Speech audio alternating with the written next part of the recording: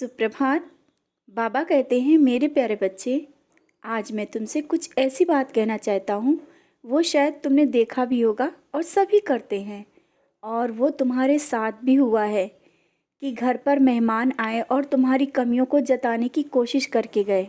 भले ही तुमने उनका स्वागत सम्मान बहुत अच्छे से किया हो, लेकिन उनकी नज़रें तुम्हारी कमियों पर रहती हैं। इसलिए तुमको मैं समझाना चाहता हूँ, किसी के घर जाओ तो ये गलती तुम मत करना। जब किसी के घर जाना, अपनी आँखों को इतना काबू में रखो कि उसके सत्कार के अलावा उसकी कमियां ना दिखें। और जब उसके घर से निकलो तो अपनी ज़ुबान पे काबू रखो, ताकि उसके घर की इज्जत और राज सलामत रहे। आप समझ ही गए होगे ये मैंने क्यों कहा। जो तुम्हें स्वयं ना पसंद हो वैसा व्यवहार किसी के साथ मत करो। तुम मेरे बच्चे हो, तुम्हें सच्चाई के साथ चलना है और अपने जीवन को सफल करना है।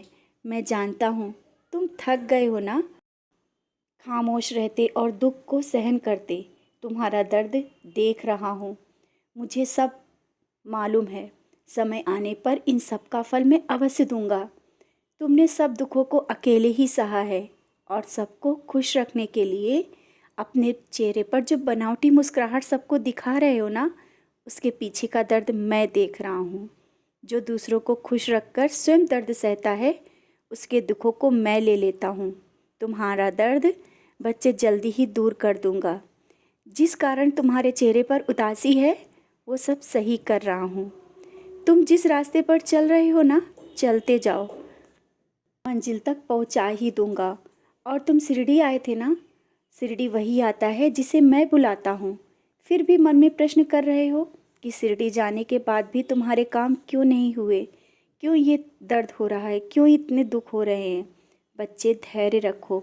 मैंने कहा ना, मेरी समाधि की सीढ़ी जो चढ़ता है उसके दुखों का अंत हो जाता है। फिर क्यों सोच रहे हो ये सब क्यों हो रहा है। सब कुछ सही होगा, मेरा विश्वास रखो। मैं तुम्हें तुम्हारे लक्ष्य की ओर ले जा रहा हूँ। तुम कर्म करते चलो, जिस तरह से कर्म कर रहे हो ना, इसमें पीछे मत हटो। अपने मन के प्रश्न को हटा दो, मैं सब दूंगा।